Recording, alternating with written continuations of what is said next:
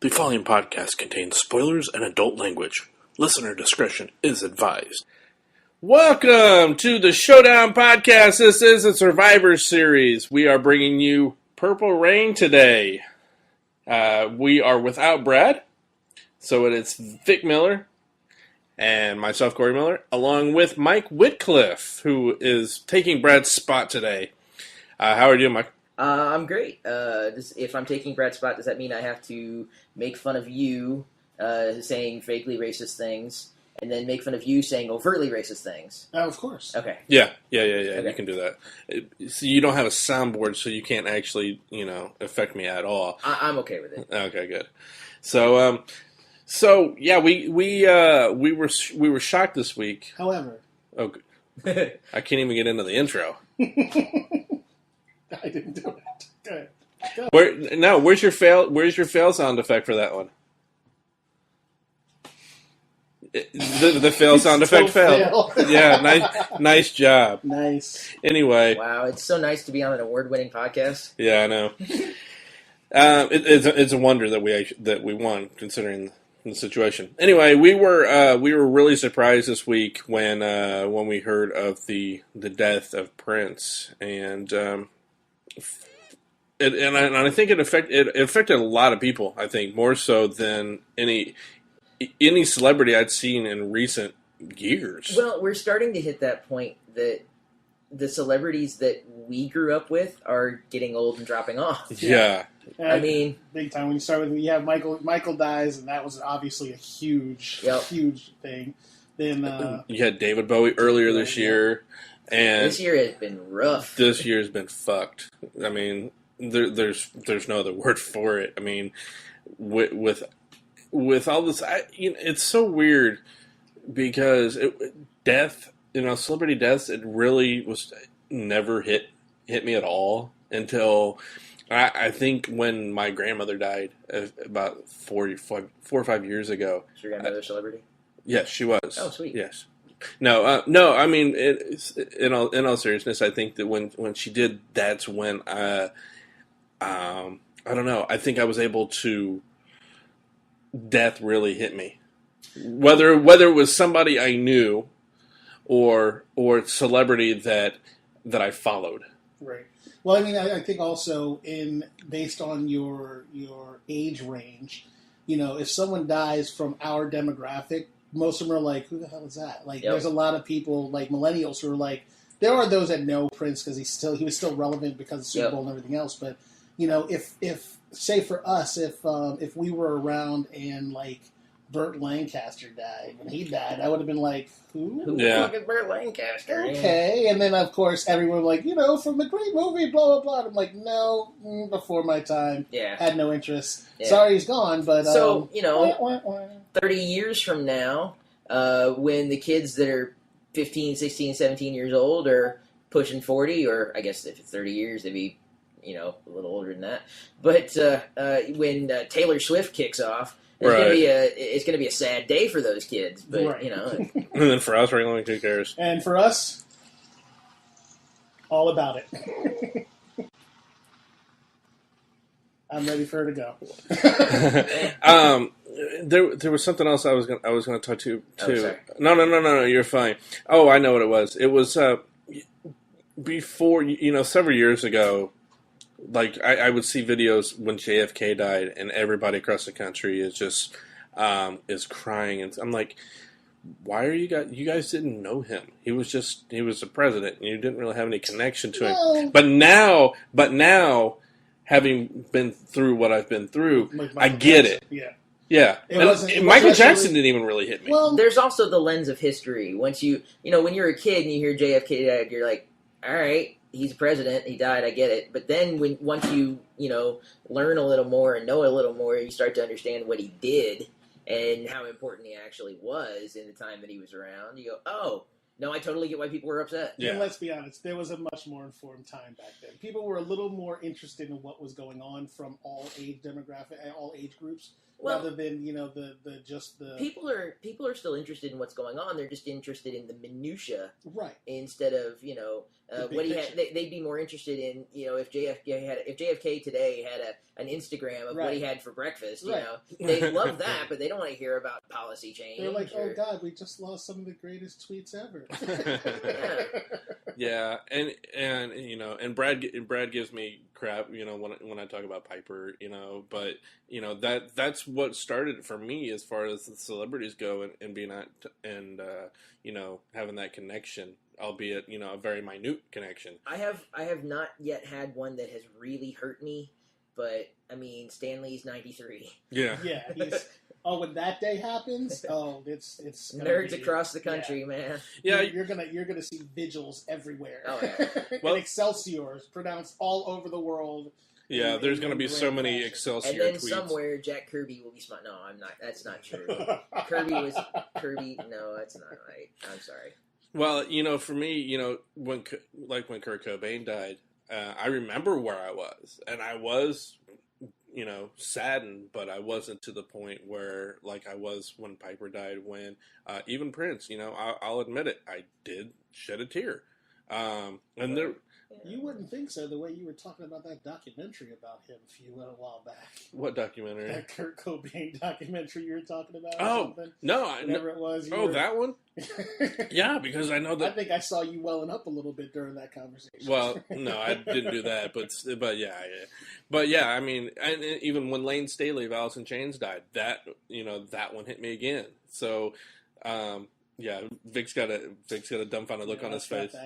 Okay, sure. Yeah, he was a white guy. I know. I mean, just in general, like when Michael Jackson died, that was a more traumatic thing for me than right. No, I know. But like you said, it's about the people themselves what part of their background, culture, and history with that artist. Yeah. How big was that artist in that person's life and that person's understanding of music and all that kind of stuff.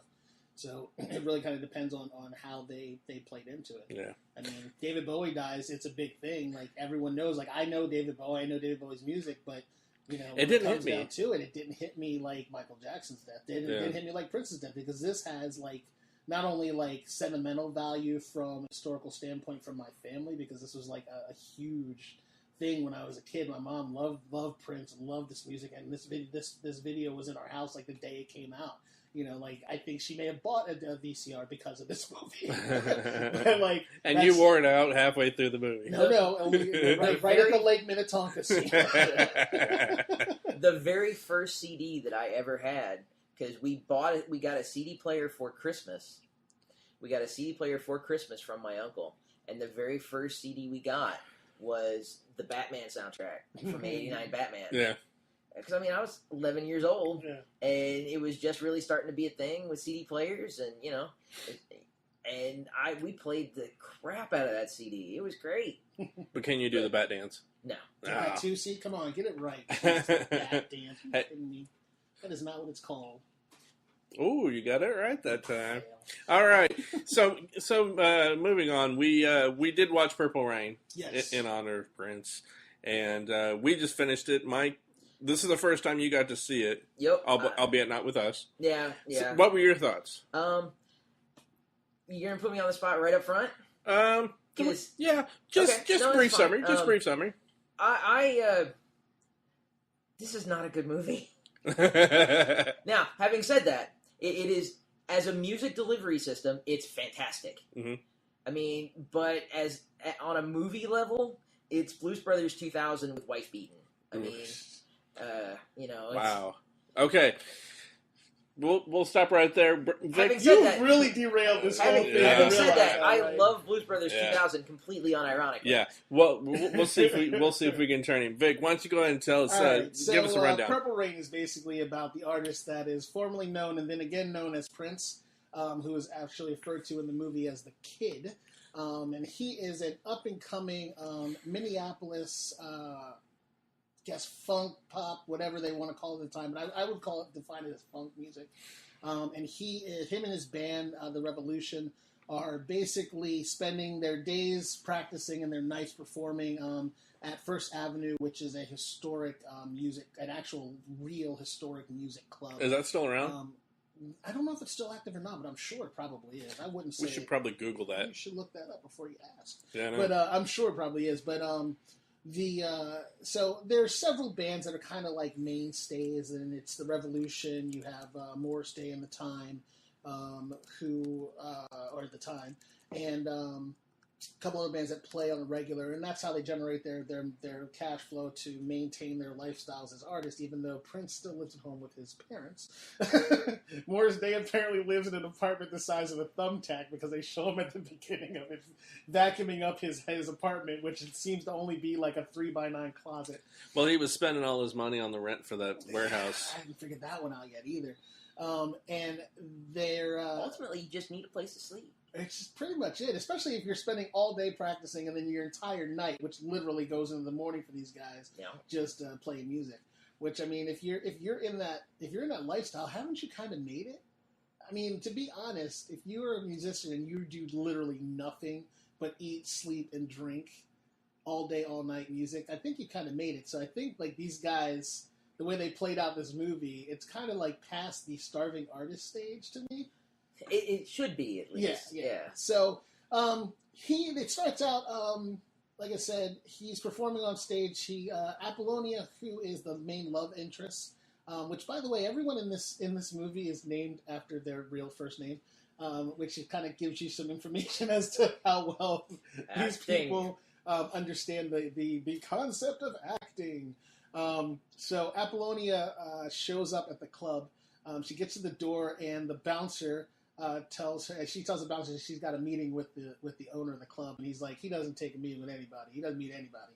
And he takes off to break up a fight. She sticks her foot in the door and tries to get it crushed and runs in, which I've been a bouncer. If that's the only guy at that door with that place, as packed as it is, they've got some serious security issues. Because there was usually at least 3 or 4 of us at the door. I didn't understand why they weren't letting anybody else in. Was it so packed? Yeah, it was you so can only packed. have so many people in that building at one time. If you screw up, you're paying a shit ton of money. And the people were still outside waiting. I mean, if you do it the right way. The more people you keep outside, the more exclusive the club is. Exactly. And the more people want to get in it, so the next time you open those doors, they're going to be the first one in line. So First Avenue is still open, and it closed for financial reasons in late fall of 2004, but they reopened, and it used to be a Greyhound bus station. Yes, it did. Well done, sir. Oh, she gets in, and she meets up with the no-name waitress. I had a hard time finding this waitress's name or even her listing as a cast member. Because Vic had the hots for her. No, that was not the one, you boob. You fucking up as soon as look at that. Oh, my God. I had a crush on Wendy, you fool. No, that was then. That was today. I mean, today. No, not today either. That scrawny little chick wouldn't do it for me.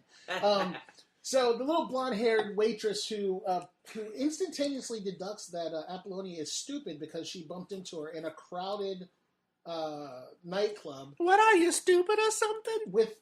How the hell she turned into Harley Quinn? Oh, was that? Did that sound like Harley? That's what it sounded like. Yeah. But I'm not sure that's what it sounded like. That's what it sounded like he was trying to do. Yeah, well, there you go. Not too much cutting here, people. No Brad Scott is he.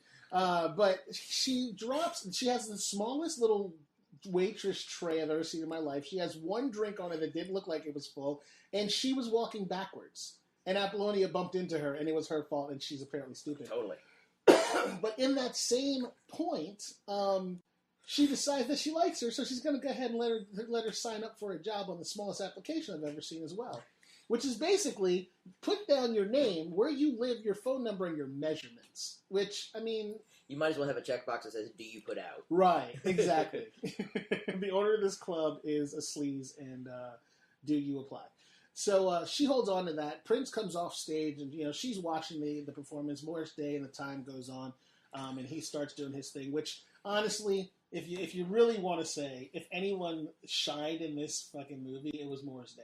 Like, he ate up every moment of screen time they would give him. Absolutely. Yeah. He's the most charismatic, like, craziest dude in the entire There was a couple scenes where his acting wasn't It was on the lines of everybody else, but he had more scenes than anybody else that were above that. Like literally, but you're right, I agree. Just general charisma like showed out throughout this entire movie. Like, and it wasn't really that he was necessarily acting. Like, that's just who he is. Like, if you see him in any like instance, you know, in videos or like early MTV when they were still around and that kind of thing, and actually doing music on MTV. They played music on MTV.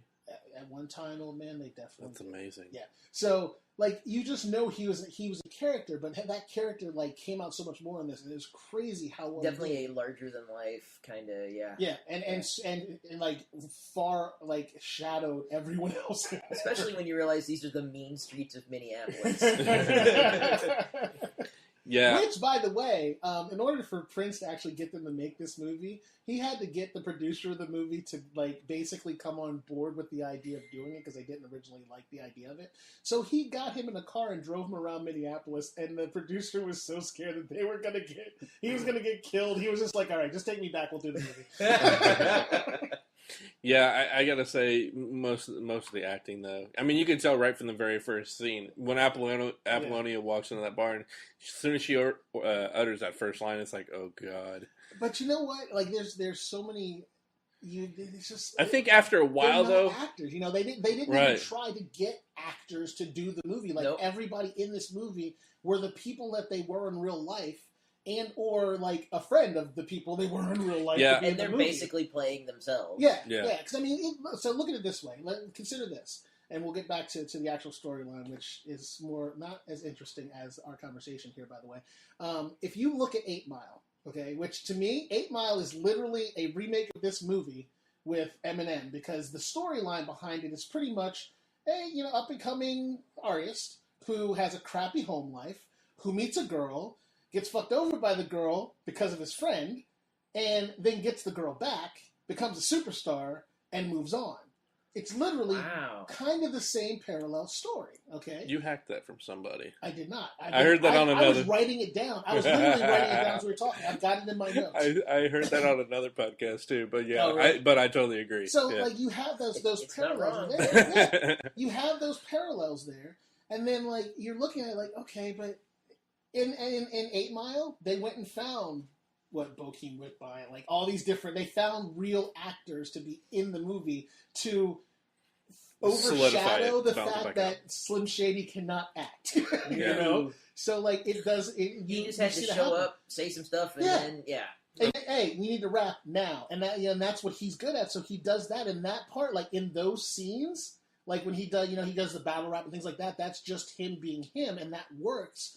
But if it's like, in the dramatic parts where he's got to have a conversation, there's dialogue, like, you're like, please keep that to a minimum because it's no good. In this, you don't have that option because none of these people are really actors. Like, it's a music delivery system. Yeah, it's exactly what it was. Well, it's like the whole first, at least 10 minutes is nothing but him or Morris Day on stage. And so it's like one big documentary, if you will. And then the last 15 minutes? I think there's only about, 30 minutes worth of actual dialogue in the entire movie by the time it's all said and done. And the thing of it is, we talk about how bad the acting is. I think what brought the whole movie back up and what made them memorable for people were the concert scenes. Mm-hmm. And I think people kind of tend to forget about how bad the acting is. Well, and I mean, yes, the acting wasn't great, but they committed.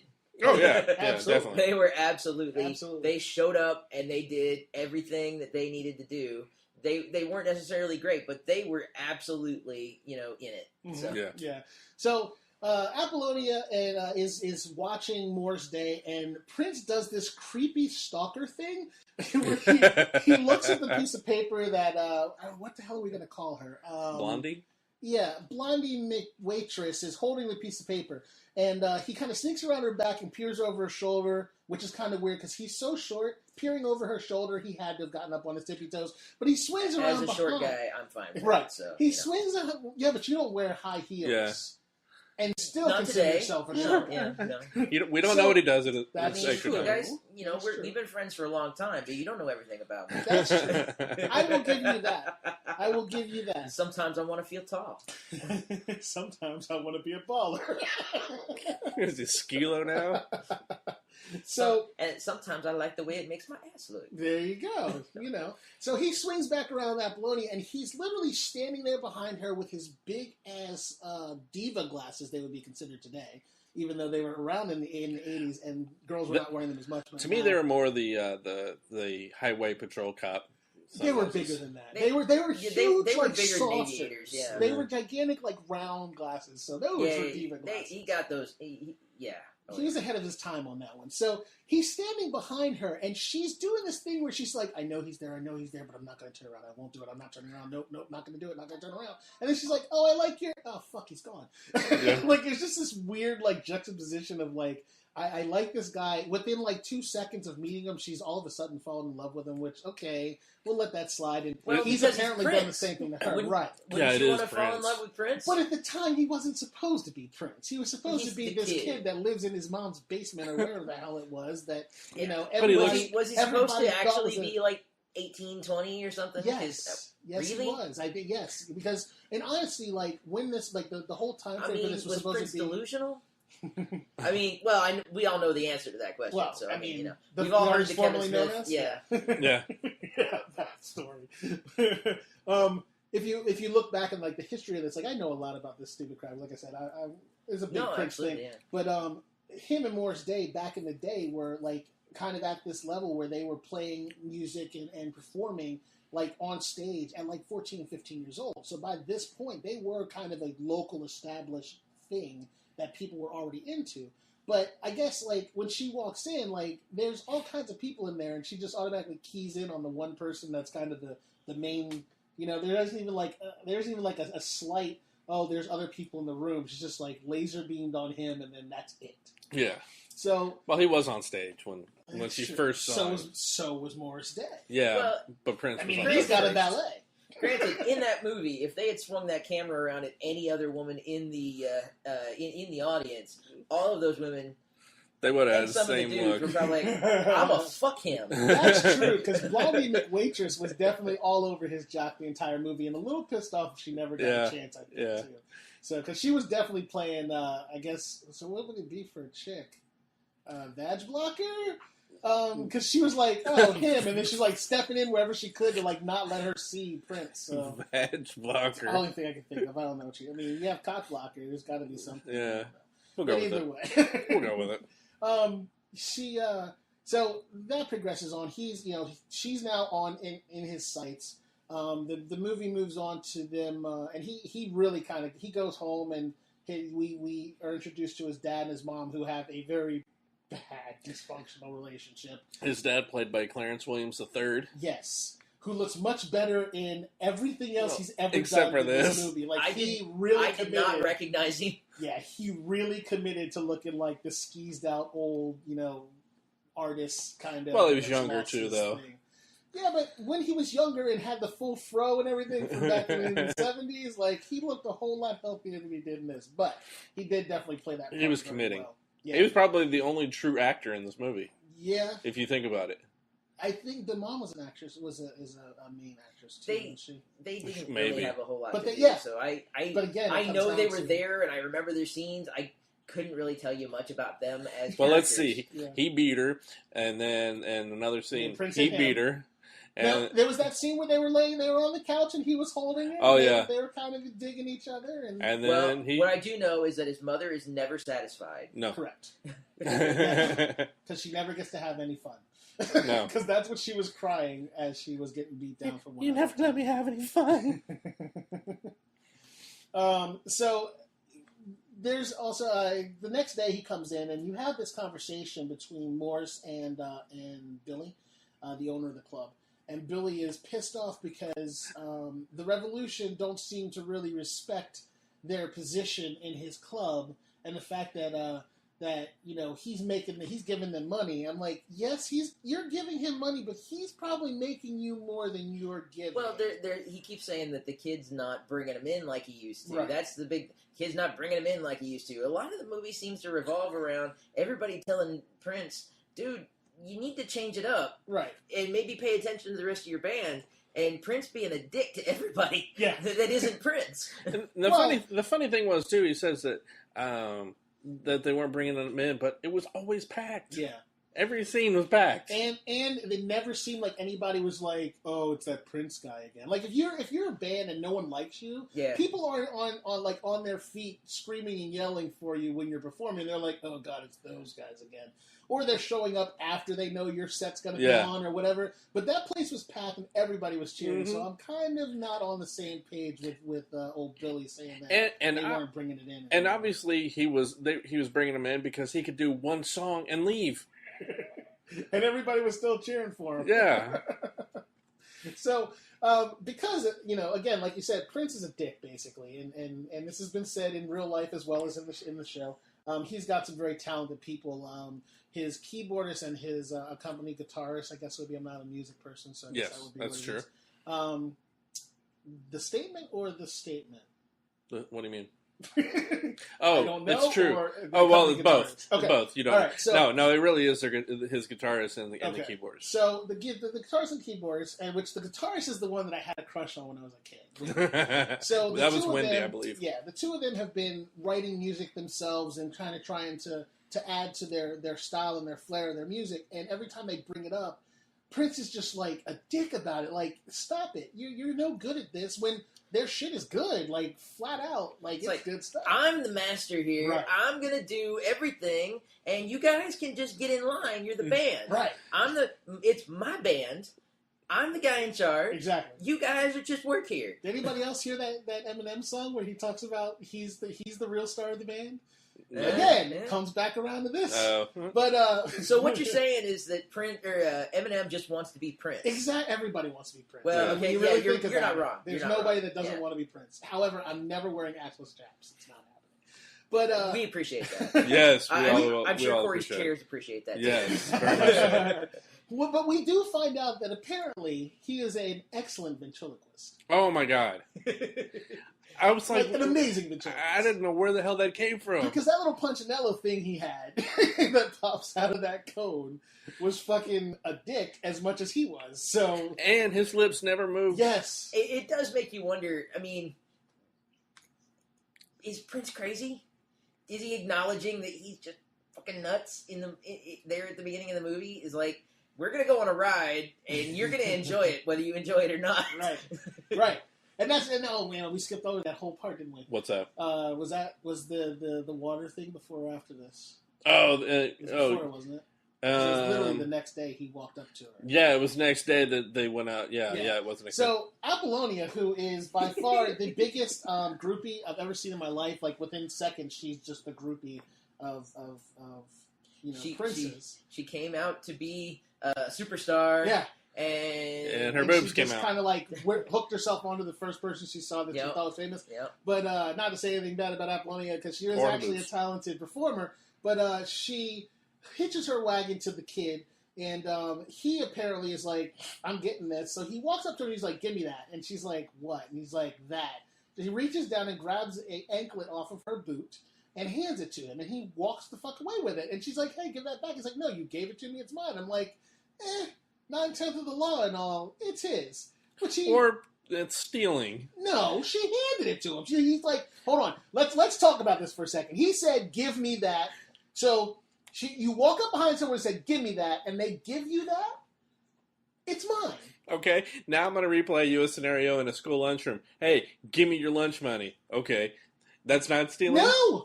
You handed me your lunch money, motherfucker. That's my lunch money now. But it also is an indicator of, if Prince can walk up and say, give me that, and you give that to him, he's going to walk up later and say, give me that. And she's going to give it to him, which she does the next day. The next day. So, I mean, and later on that afternoon, even before he says, give me that, she gives him, a peep show. So, but had she not given him the anklet, he probably would have just, whatever, not worth it. Yeah, I don't know. She was in before she was in, I think. Well, so, she was all about the D. And I'm talking about Corey's list of movies that he likes. Yeah. So, you with me? Oh yes, Jesus, it took me. Really? I was messing with the levels. I get one for that. I'll allow it. They hop on his specially custom-made motorcycle. So I don't know how much you know about motorcycles, but a CBR 400 is what he was riding. Okay. So. Go ahead. I know shit, dude. Don't give me that. So the CBR 400, it's a 400. I mean, the size of the motorcycle is dictated by the number that comes after it. So if you're riding a 400, it's a certain size motorcycle. Well, he's like 5'3", whatever the hell he actually is with boots. Let's give him 5'5".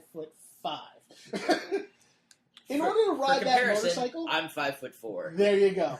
So for that motorcycle to stand up, like you have to be able to put your foot down when you stop. And an actual full CBR 400, his like tiptoes would have been on the ground, but he could fully stand on it. So they had to. That is one of the reasons I've never really done a bike. Really? Because I have issues being able to keep it upright. Yeah. That's what she said. You have to go with a smaller bike.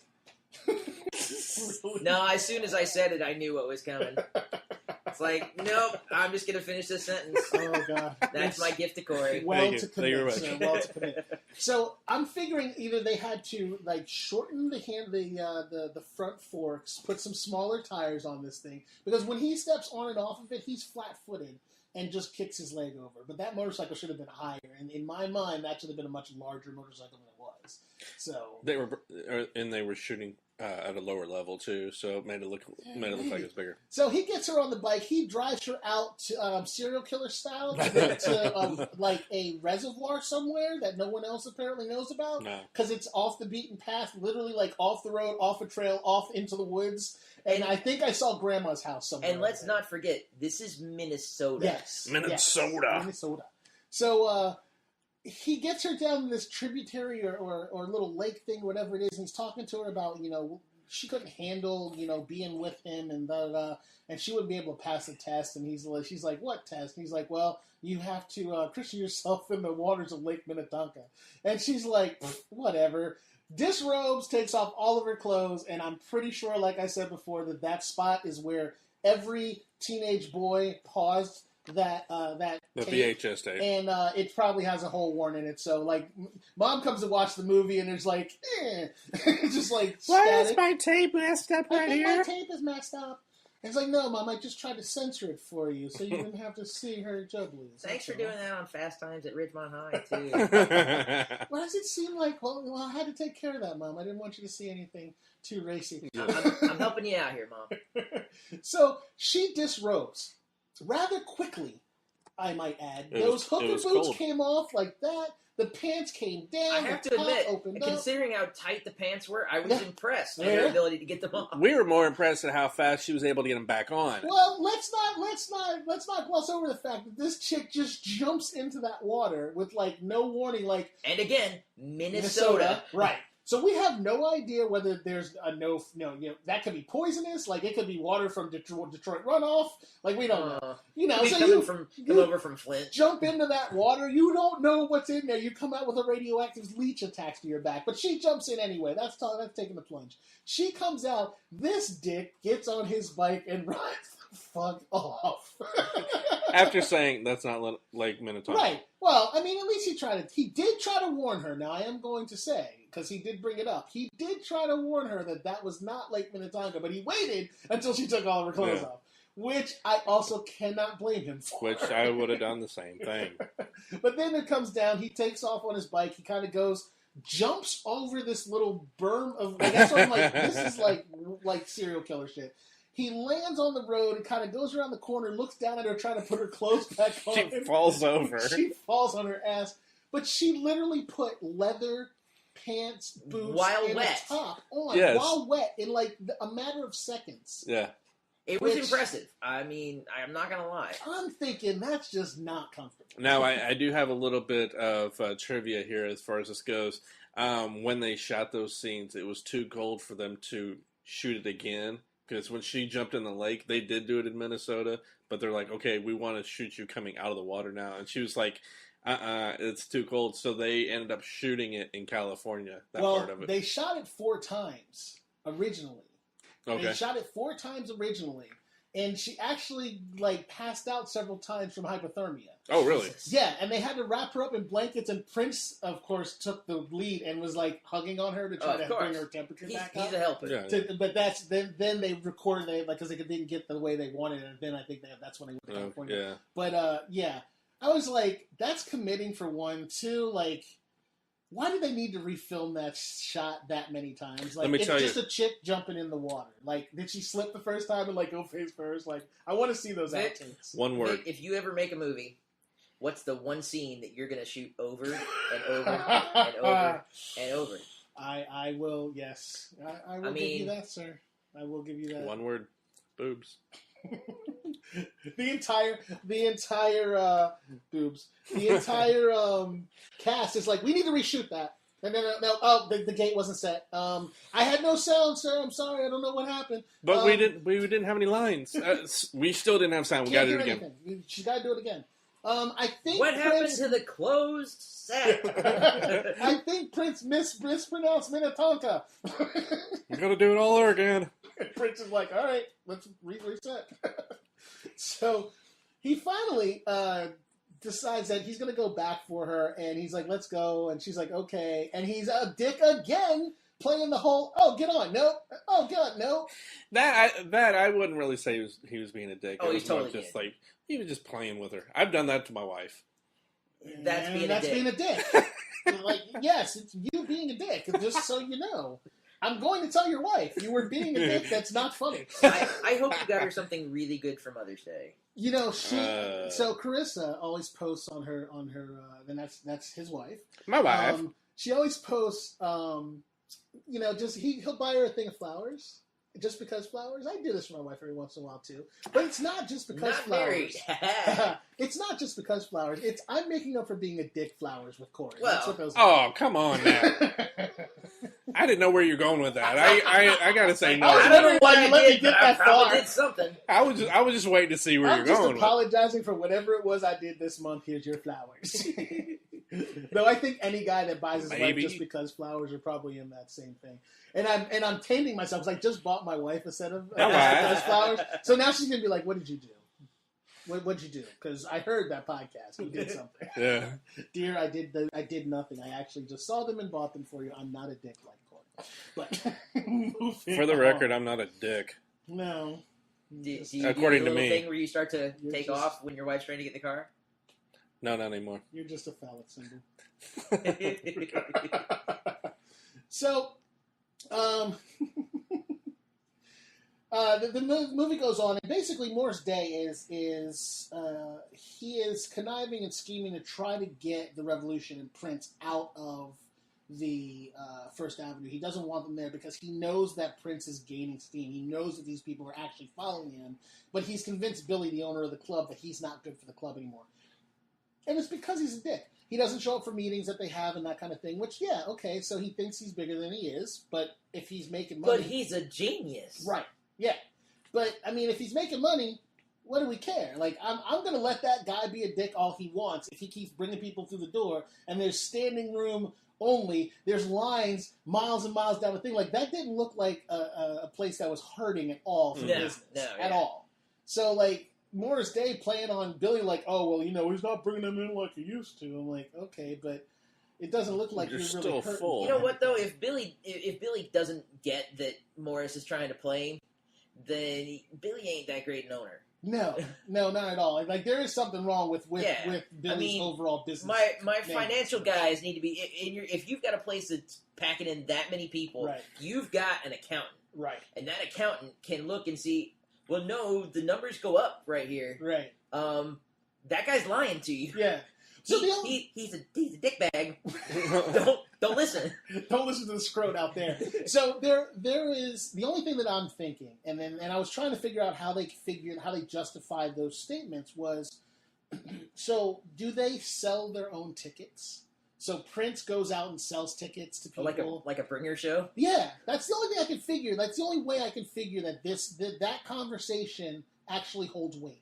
As far as who brings in more? Yeah, because so Prince hands out flyers, and people come in with the flyers, and that's how Prince they get through the door. Well, no, he makes the Revolution do it. Yeah. But, they hand out the flyers, and then when they come in, they hand them in, and they take a count at the door like, okay, well, Prince had 5,000, and the day Morris Day at the time had 5001, so he's not making the money anymore. So Morris Day's hedging them out. Or if Morris Day's handing out Prince flyers, I mean, right? It's like we're gonna be at this show, but Prince is gonna be at this show, and they were on the same bill. Yeah. Oh, that's what I'm saying. Like so the conversation doesn't hold any weight to me unless that's what they were doing, and if that's what they were doing, it still doesn't make any sense. But I mean, that's the only way I can figure it. But he convinces him that you know what you need? You need a new, fresh act.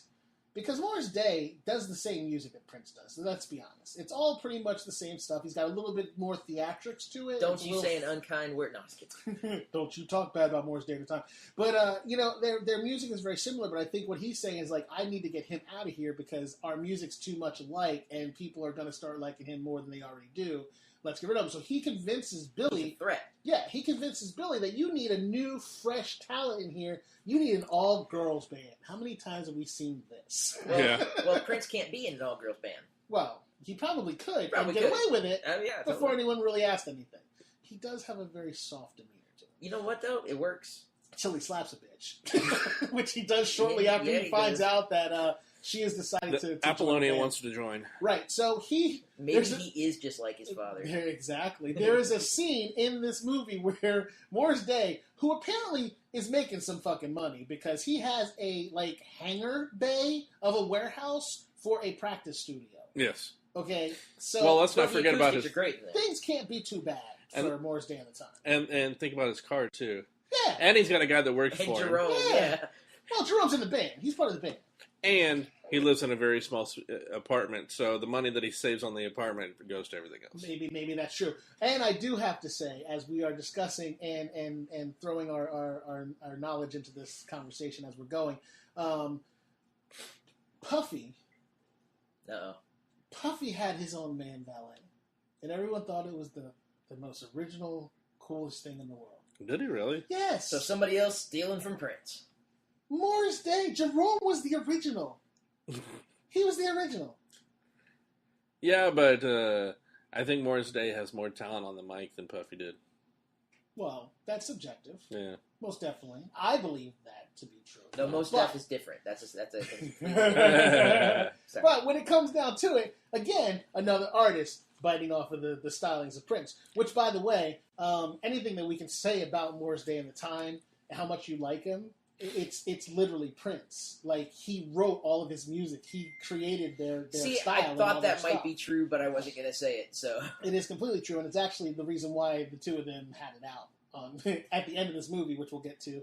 But just in general, like, their friendship broke because he didn't let them have any control over their creativity for that group. So, and where are they? No, I was kidding. Well, they're still performing, still touring, and still packing a house, which is fucking amazing. Because they put under the name of The Time. No, they're not allowed to use The Time because Prince owns it. That was part of the problem. But they're the original 7, which is the original 7 members of The Time are still together, still performing. Well, at the Super Bowl, they went by that name. Yes. Well, that's because Prince still makes money off of every time they use that name, and most people don't know who the original 7 are. So if you say, we're going to have the original 7, they're like, that's nice, who are they? As opposed to you saying, we're going to have Morris Day and The Time at the Super Bowl, people are like, oh, I'm in. For those of you that don't know, when the Super Bowl was here in Indianapolis, Morris Day and The Time did perform. Yes. And somebody we know was on stage with them. That's right. That was Vic.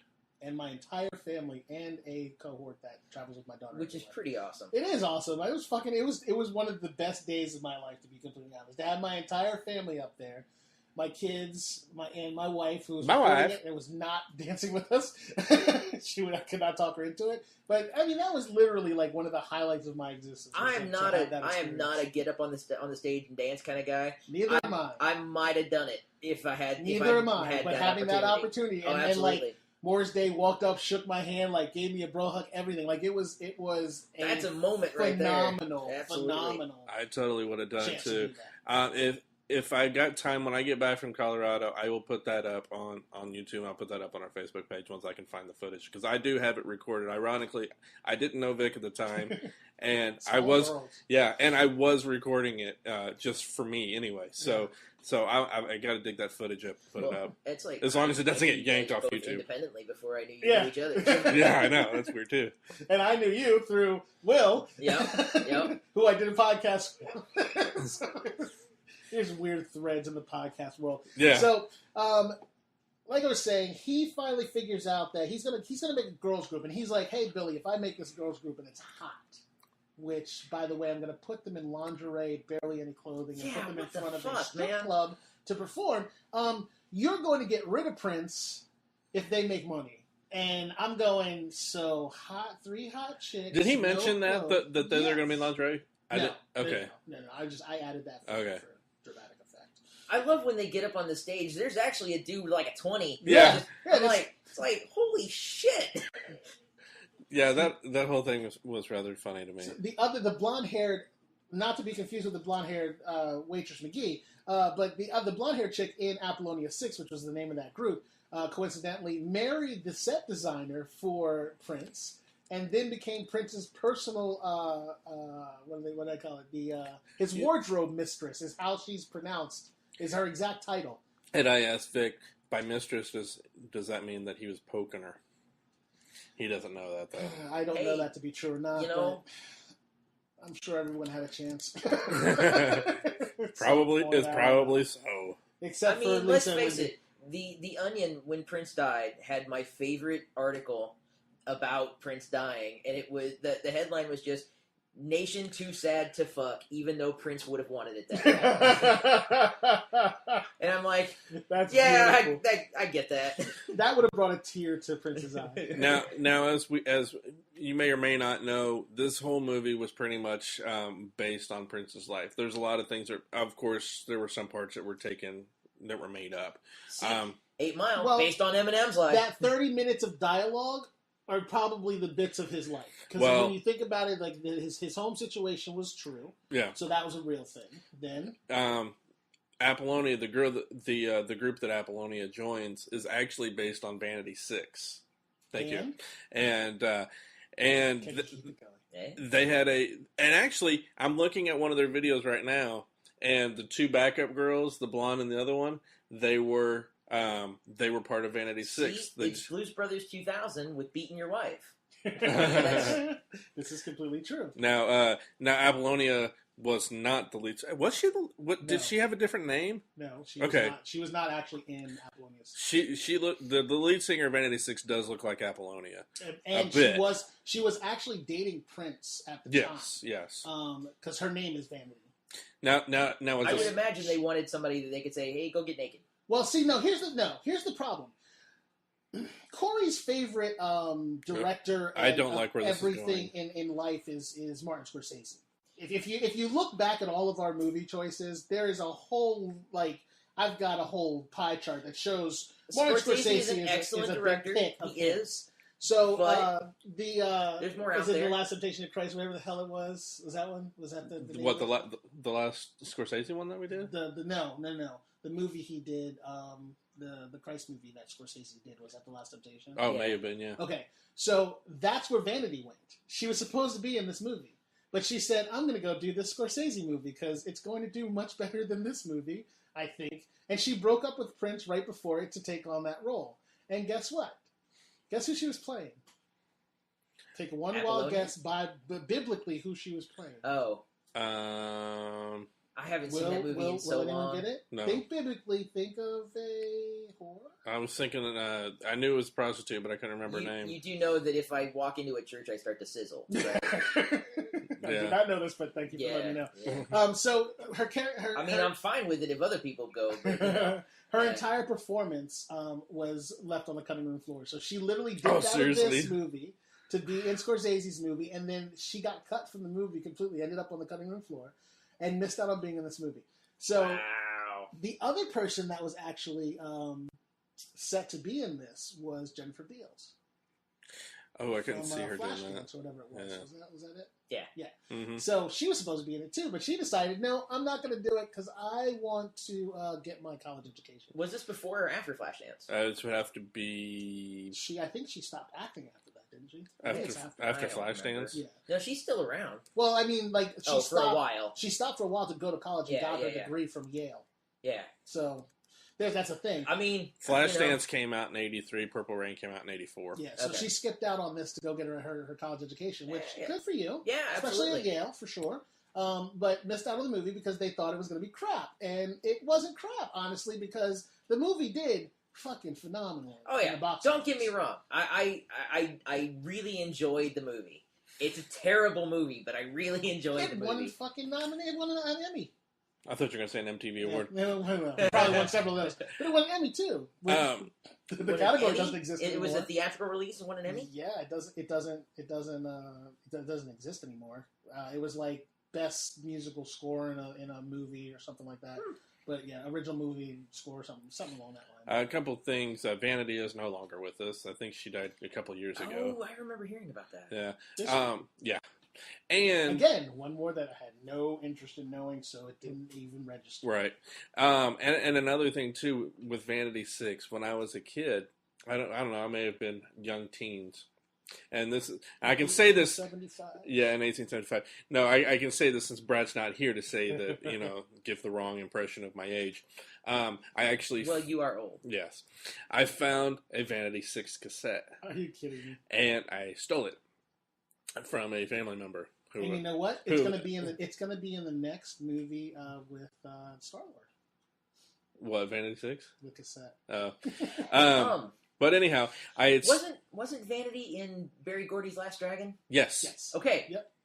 Sorry. Absolutely. I just made that connection in my brain. I love that movie. I am so trying. I'm waiting. I'm literally waiting for the day we get a category where I can pick that. I've been trying to do it for fucking ever. And every time it comes up, something changes the category. I love that movie so much. I'm gonna get it on the Survivor Series first. I'm gonna hurt you. I was so sad when he died because he was also Lord Bowler for Briscoe County. Yes. Sorry, I'm derailing here. No, that's a good derail. Okay. That's a derail I will accept. Just to quickly finish up what I was saying is that I actually stole it, and because of the picture that was on the front of the cassette, my mom found it amongst all my other cassettes and took it from me because she was they were all dressed in lingerie on the front, and I think she thought that was inappropriate. I never saw that cassette again. So anyhow, let's finish. I never saw that cassette again. It's because your dad found it. Yeah, I know. Maybe it was his mom. You don't know. Maybe it could have been, but so he creates the group, and they perform, and they do very well, obviously, because they were in a strip club, I think. I'm not sure that they were actually performing at. That was the weirdest. Was it like? Was it? They're still supposed to be performing for Billy, right? Right, but so I'm guessing this is supposed to be. No, I don't think it was Billy's place. I don't think it was. I think that wasn't real clear to me. Yeah, exactly, because it was just like this fence in this little tiny area, and I feel like. Well, they said one thing I didn't. I feel like that they put he like did a test run. And put them to see up if in they front were of... good enough to be on Billy. Right, right, and he actually said that they left a ticket for print. So if it was at that club, then he probably could have got in without a ticket anyway. So I'm guessing it was someplace else. And that's what I'm thinking. Like it had to have been somewhere else. And I think he was just kind of play testing them to see how they worked out. But I really do think it was a strip club because they were all like trying to put like dollar bills in their garters and shit. And the blonde haired chick was like, it was funny because like she made eye contact with one of the guys, and I don't think it was something that was meant to be going on. Because like the eye contact the director told the audience, the background players to say, just do this, and didn't tell the band. She looked like she was singing and dancing and chewing bubblegum at the same time. So this bitch is talented. Yeah. The entire time she was performing, she's chewing bubblegum. And she just had this look on her face like, I'm going to fucking kick you in the head with this spike fucking shoe. So probably the first take. Probably, I'm guessing. But so they did their performance, and as they apparently partied really hard afterwards, too. Yeah. Because Morris Day and her were walking back to his car. They were drunk. Yeah, they were beyond drunk, but apparently they weren't so drunk as to her not know what the hell was about to happen, because there was about to be some crazy shit going on. At first she was okay with it, and then it hit her, and she's like, oh, wait a minute. Yeah, when he like pushed her up against the car and backed up and did his little and like the pelvic thrust, she was like, hold on, this motherfucker thinks I'm getting in the back of this car and boning it. She's like, oh What's shit. happening? And then we hear the micro motorcycle rev up, and the micro machine. You see her looking around like, where the fuck is that coming from? And they're like, where is it? And there's like, I guess the smoke, or I don't know what like steam yeah. coming from somewhere, and like the entire alley. And these people park their cars like in the worst possible places Minnesota's ever. the land of fog, so. But I mean, how do you park your car and then motorcycle anywhere in any alley you can possibly find? Not have it towed, not have the wheels taken off of it. Because I mean, if you take that caddy and you park it in Philadelphia somewhere, by the time you come out of that performance, no, it's still there. You but just there's have no tires. Doors, there's no tires. The engine's probably gone, and there's a note that says "Thanks again." It's just not possible. But he walks up, and not only that, but he doesn't use a key on the door. He just opens the door. Which means he never locked it. Right. That's just how big a badass he was. Everybody knew. Everybody knew it was his car. You touch his car, it's going to be a bad day for you. Jerome's coming for you. Like anyone, you don't want to cross Jerome. Like anyone would be afraid of Jerome. Who, by the way, I'm just going to throw this out there, but he had the night off. Have you noticed the similarities between Jerome and Morris Day and our favorite two hetero life mates? Oh, Jay and Silent Bob. Didn't Jay and Silent Bob make that exact? That's comparison? Exactly what they did in the end of their movie. So I'm on point, and I get 1 for that. But you did that just so you could be on point. Does it matter? Does it matter? I have control of the point, so I don't give myself what I want. Well, everything's made up, and the points don't matter. Exactly. So But again, this is how widespread. Like, and my idea of Morris Day and the Time being so fucking popular and taking over so much of this movie is that Jay and Silent, that Kevin Smith actually wrote them in the end of their movie just so that they can dance with them. Again, yeah. If you were to ever direct one movie, what would you do? Well, I mean, I don't know if it would be Morris Day and the Time, but they obviously like that correlation. Like, I know that they probably looked at them in the past and was like, "Dude, that's us," you know, and it shows. But when it comes through. But so he gets her back there, and Prince rides in like the fucking gallant knight on his purple steed, and his knocks purple steed, right, and knocks Morris Day conveniently onto a bunch of prepackaged, peanut-filled boxes that just happen to be sitting there, brand new, clean in the alley, and he lands squarely on them, and Apollonia gets on the motorcycle, and they drive off into the sunset, which. She was extremely fucking drunk. Oh, yeah. But getting onto that motorcycle, she sobered up really fast. You do what you gotta do. I guess. No, I forgot about that. There's a scene where when he first takes her back to his house, and they're looking through the window, and she's like, "That's your mom and dad?" And he's sitting on the ground. I'm like, no, he just took you to somebody else's house and showed you their parents. We're going to peep in on these people. I mean, in fairness, that does kind of sound like something Prince might do. He's just like, no, Prince. That's actually not my family. I live 2 houses down. We're just here. We're going to have sex soon. We might watch them do it too. I don't know. Might happen. We're going to watch these people. It's going to be a good night. Watch what he does to her. I'm going to do that to you. Which later on he does. So again, it comes down to like that half-hour frame of dialogue and actual what we would consider to be acting for this movie is mostly about the things that happen to Prince in his life.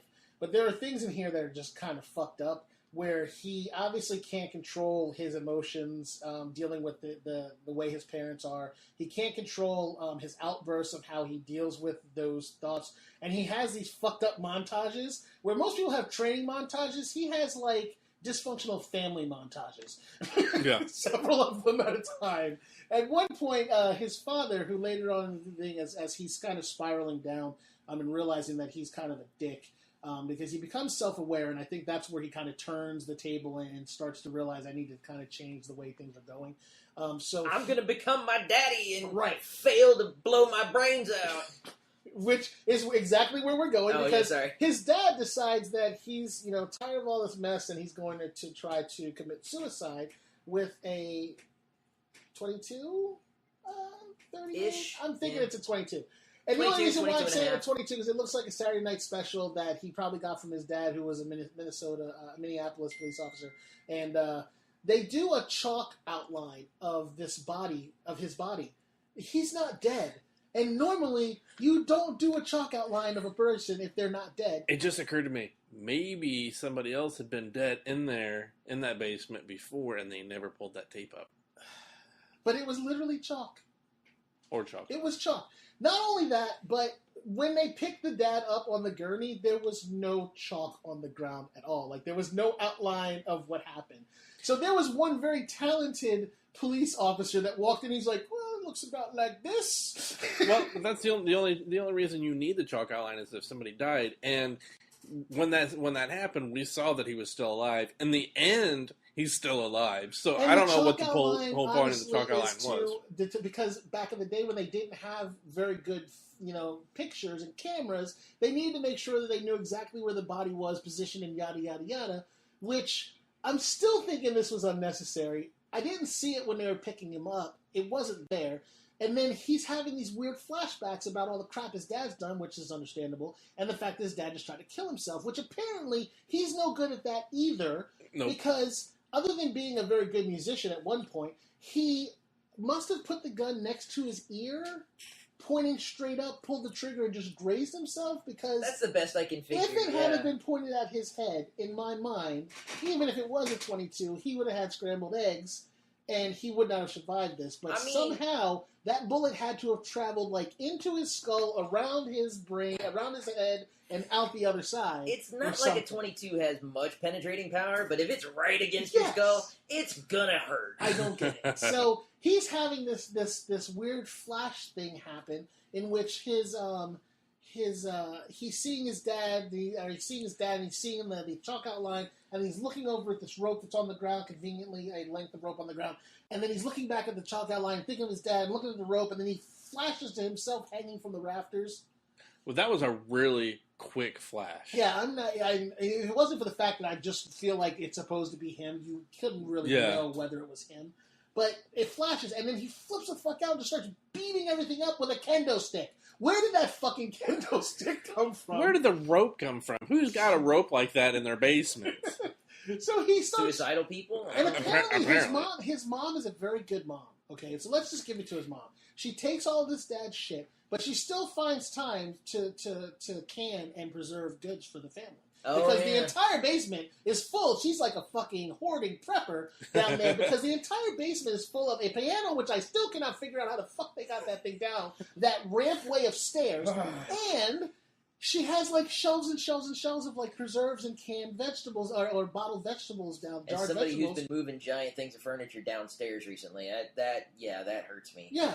She was preparing for 1999. Well done. No, I liked it. Oh.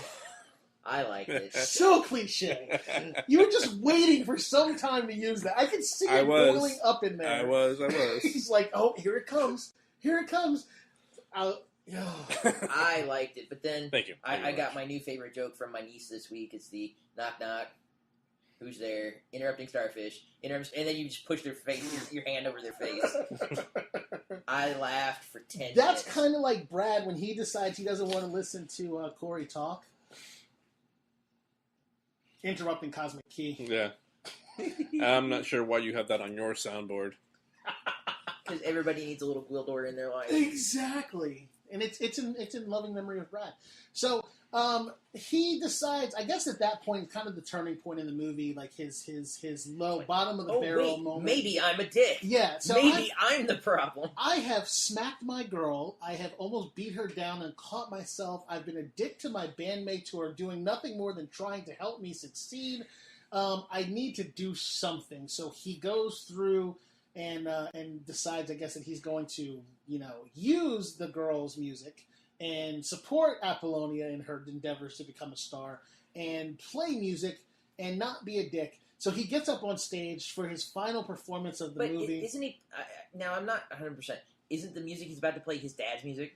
He does, because that's when he does his training montage. Okay. He does his training montage where he's learning the music. Montage. And, of course, he has to, his dad, who only memorizes the music. Allegedly. Apparently, he's playing the recordings and then figuring out the keys, playing the recordings, figuring out the keys. And honestly, that's a lot more talent than what his dad's doing in my mind. Because to be able to read music in the first place is crazy to me. And then be able to actually write it out and have it be something is amazing to me as well. But to be able to listen to something, then write it out and play it 2 seconds later, that's pretty fucking impressive as an artist. And he has those real abilities and skills. Because this man came to this movie with 100 songs ready to put into this movie. That would have been a long fucking movie. Tried to put them all in. Yes, he did. So he does his training montage in which he figures out this hot new song, and he's going to include his dad's music and the girls' music, Lisa and Wendy's music in it. And he's going to kind of lay it all out there and put his emotions into it, in which Billy had told him the entire movie, keep your personal shit off the stage. Which every song ever written is a personal story. Right. So go figure that line out. If you're going to have good music, it's usually something personal that's happened to you or you've seen happen, and you turn it into music. And it makes money. And it gets fucking Billy paid. So why would he not want him to do that? That makes no fucking sense to me whatsoever. So he goes on stage and he performs his hit song. And it's basically an ode to my dad being an asshole and me being a dick. A little less of an asshole, but just dick level. And he kind of apologizes to everybody. He starts the song off by playing Wendy and Lisa's music, and goes into his, and everyone's happy and cheers. And apparently that it's the I know I'm a dick, right? But I'm also a genius, so you're gonna love me anyway. But I'll at least try to be a little bit less of a dick for you. And Kanye needs to learn a lesson. However.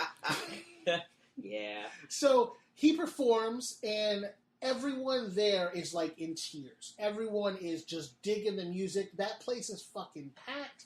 So Billy still has not proved that he is having money issues to me at all. Not at all. So he goes through, and once he gets done, he turns around and he turns around and runs off stage like he normally does. So he's still in kind of dick mode.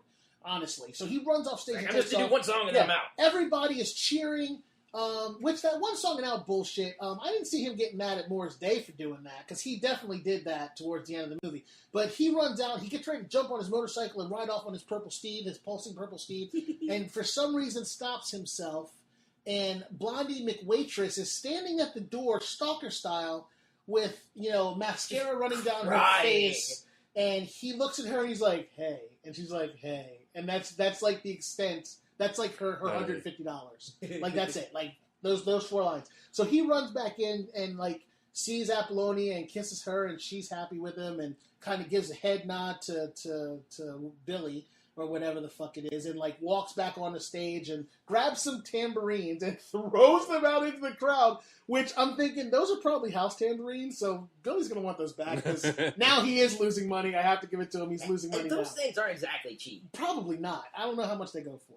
Those things are not cheap, so I'm pretty sure that is where he's losing his money, is him throwing out tambourines that he probably should have thrown out. So he comes back, he does an encore, which everybody is like screaming and yelling and standing. He did another song. Yeah, he did another second song. He's not a dick anymore. That was his moment. Yeah, that's his I learned something. Yeah, he walks over and gives Lisa Wendy a kiss. Like, yes, I loved your music. Thank you so much for finally letting me stop being a dick. I'm going to acknowledge you by putting my tongue down your throat now. He only kissed her on the cheek, if there is that.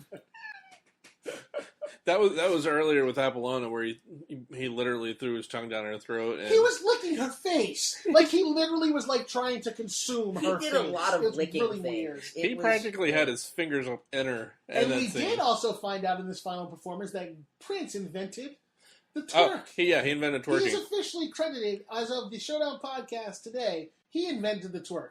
I mean, maybe James Brown. But I don't ever think there's a lot of James Brown in Prince's moves at the end of that movie. However, I don't ever remember seeing, and I've seen a lot of James Brown videos. I've never seen him stop and twerk and then continue on. I've never seen James Brown do that. That's so I'm thinking that was his own little flair. We're calling it right now. That's it. Prince, the birth of the twerk. Exactly. So the movie progresses on, and he does his final encore performance, and the movie ends much in the stylings of Rambo, with him just doing a dramatic turn. It goes chromeograph, and that's it. Roll credits. So big, nice old freeze frame of Prince's face. Exactly. Yeah. And with that, we're going to go to commercial. With that, you're going to hear our credits. So, we'll be right back. And it's commercial time. Mike, you are our guest. Why don't you tell us where the listeners can find you? I'm at Grey Matters Flat on Twitter. That's pretty much it. All right. Vic, where can they find you at? You can find me on social media at MillerKing51 or online playing video games all day, all night at Black and Angry. That's BLQ and Angry. All right, and you can find me at... What the hell? Ha! You thought just because I was in the Bahamas, I wouldn't interrupt your dumb old ass, Corey? Stop what you're doing, because I'm about to ruin your promo. You can find me at BradScottComedy.com and at BradScottComedy on Twitter and Instagram, and click like on comedian Brad Scott on Facebook. Okay, Corey, even though we're thousands of miles apart, go ahead. Seriously? He's all the way down the freaking Bahamas and he still can get into the show? It's the cosmic powers he wields with that. Somebody needs to take that damn key away from him. All right, you can find me on Twitter at NKOGonzo. Now, back to the show. So, gentlemen, this power ballot probably had a ton of kids birthed to it. I guarantee it. I was birthed to it. This is baby making music right here. Oh, yeah. I think that baby making music was called baby making music because Prince made this song. I honestly believe that to be a true thing. We're trying to limit our use of Prince music just so we don't get booted off of every... It's a tribute. It is. It is a tribute. But, it does fall under fair use. Well, yeah, try to explain that to Paisley Park. Don't be afraid. Yeah, so we started to talk a little bit in the beginning about what you thought of it, Mike. Have we been able to sway you? Does Purple Rain hold up? Oh, it definitely holds up. That was never in question. Okay. It is still a terrible movie, but it's absolutely a fun movie to watch. Okay.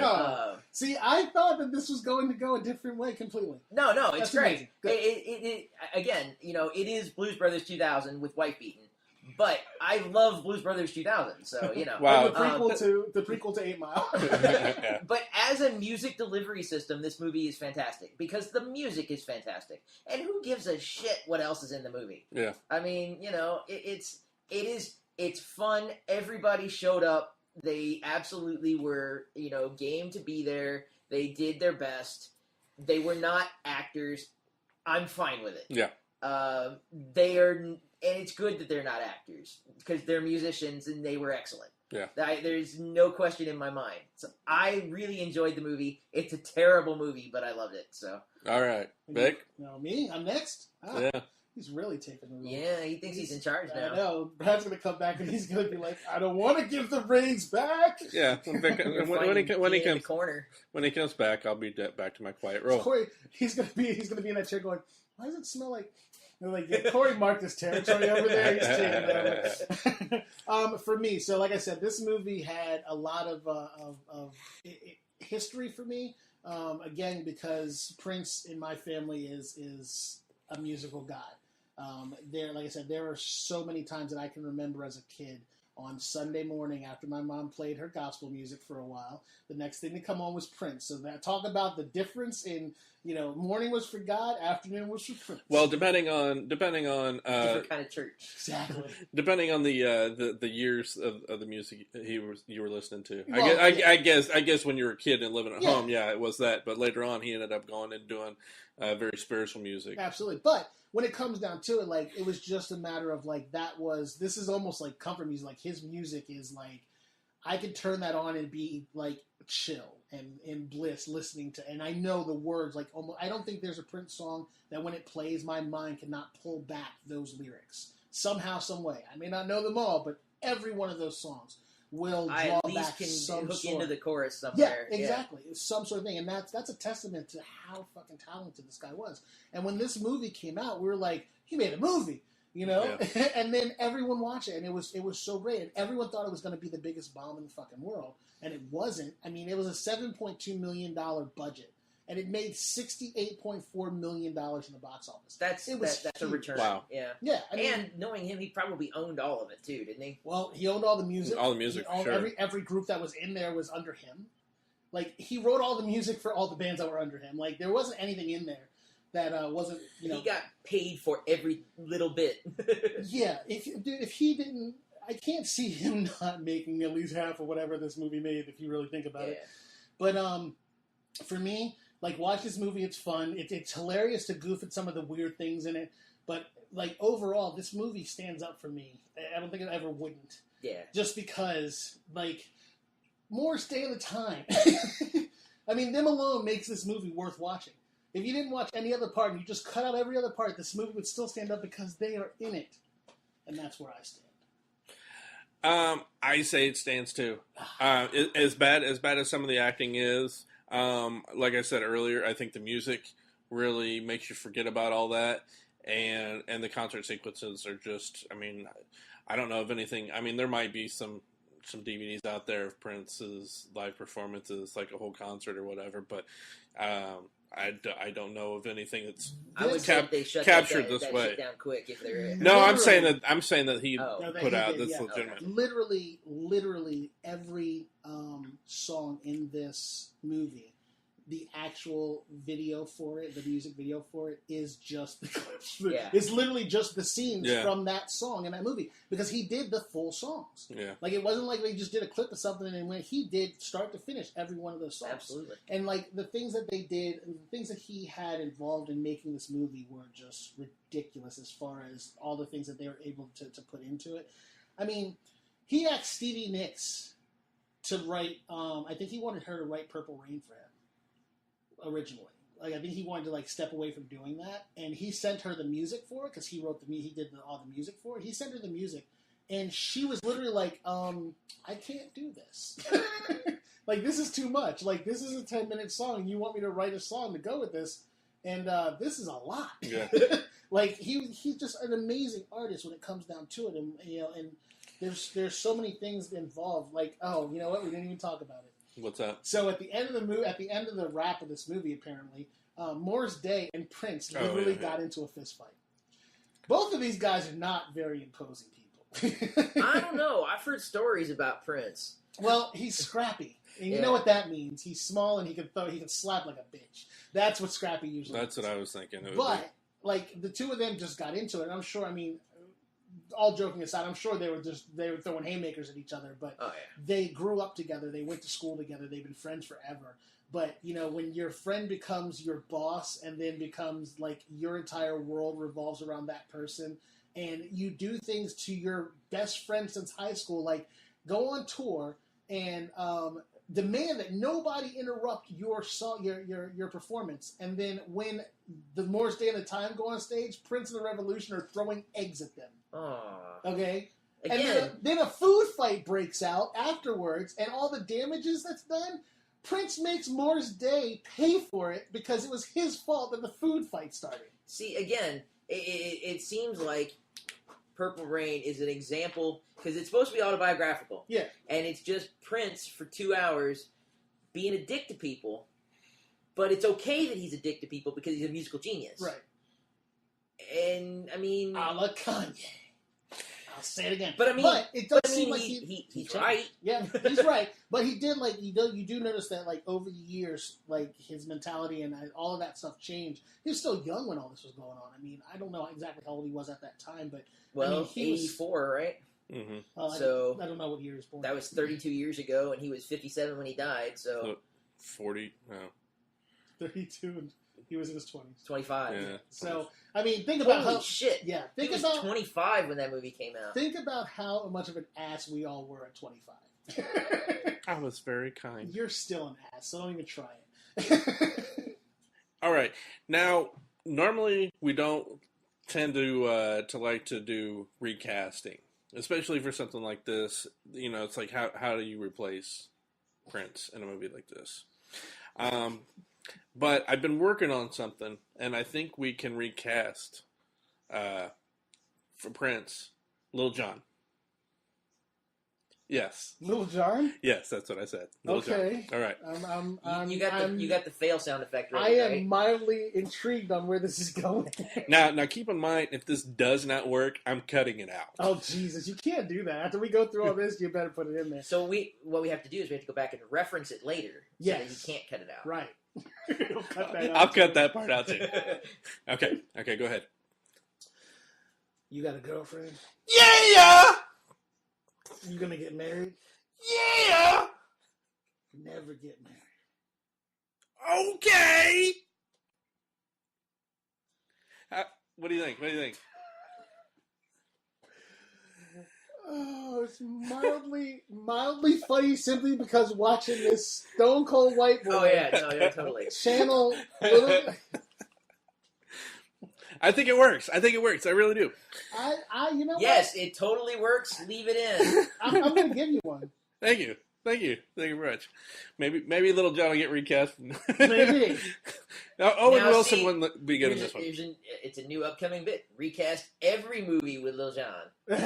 Well, we already do that with Miley Cyrus. With Miley Cyrus. I don't think he's going to try to do Miley Cyrus. No, that's Brad's thing. I'm not hacking it from him. That's true. I forgot about the So- Miley Cyrus bit. Try to do that, and I probably could not handle that. Oh God, this. I choke a little bit every time I go back to it. So one last thing before we go, Vic, were you lucky enough to see Prince live at all? I did not get to see him live ever, unfortunately, because it would have been quite the fucking. Sadly, I never saw him live either. Okay, But I have seen Weird Al 4 times. More than that, actually. Oddly enough, I find that probably something I can imagine you do. Yeah, right? I could too. I did see him once, unfortunately, only once, and it ranks up there, and it always has been since I saw him. It's in my top 5 favorite concerts of all time, and I've been to a shit ton of concerts. This one by far, even after he was like 2 hours late. I don't think he got. Kept you waiting. Oh yeah, he kept the entire convention center waiting. I don't think he took the stage until after 11 at night. Yeah, and so this thing went on till the wee hours of the morning. That means the union guys love Prince. Oh yeah, yeah. They're definitely on overtime. So, but it was great, and it was at that show that I realized what kind of a killer guitarist he was. I mean, so underrated. I don't think anybody recognizes how much of a great guitarist he was. And it was that night that I was like, he's a fucking killer guitarist. I wouldn't say that. Like, I understand, like, your sentiment at that point was like, holy shit, this dude is fucking awesome with guitar. But I think if you were really to name probably some of the top guitarists in the world, obviously Santana is going to be up there. But I think There's a quote that's been floating around since he passed where somebody once asked Eric Clapton what it was like to be the best guitarist in the world. He said, I don't know, ask Prince. Yeah. Was that an actual statement? Apparently it was an actual statement. I mean, either that or enough people have misquoted it that now it is a real quote. Well, that enough people misquoted it that it's being taken for a real quote, but it really appears to have been a real quote. So again, this has been our Prince tribute show and our look back at Purple Rain, and we hope you enjoyed the show. And on behalf of Brad Scott, who is still in the Bahamas, we have not kicked him off our show yet. And in honor of, thank you, Mike, for being here. It was an honor. Yeah, thanks. Question mark. And for Vic, That's me. this is Corey, and thanks for listening. We are out of here.